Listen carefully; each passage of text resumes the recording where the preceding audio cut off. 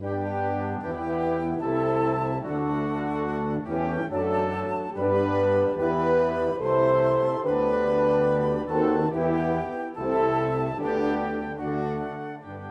you're still struggling with consent, just imagine instead of initiating sex, you're making them a cup of tea. You say, "Hey, would you like a cup of tea?" And they go, "Oh my God, I would love a cup of tea, thank you." Then you know they want a cup of tea.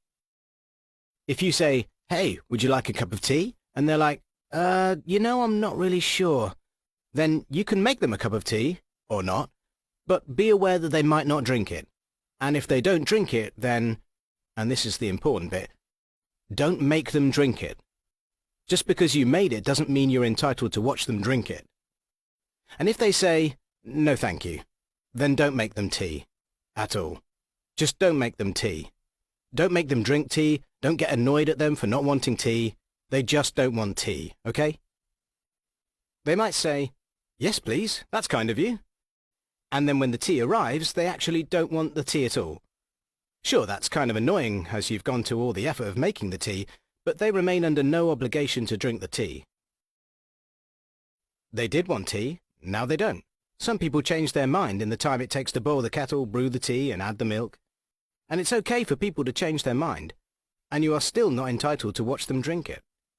And if they are unconscious, don't make them tea. Unconscious people don't want tea, and they can't answer the question, "Do you want tea?" because they're unconscious.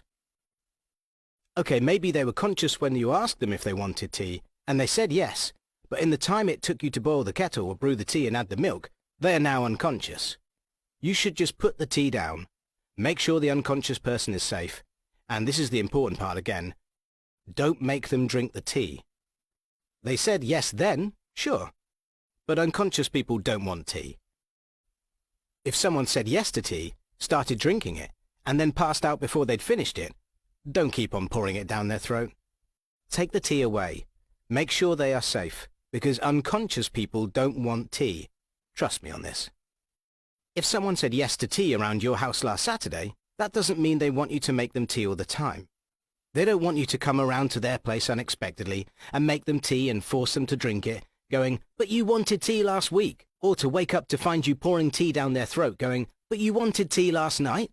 If you can understand how completely ludicrous it is to force people to have tea when they don't want tea, and you are able to understand when people don't want tea, then how hard is it to understand when it comes to sex? Whether it's tea or sex, consent is everything. And on that note, I'm going to make myself a cup of tea.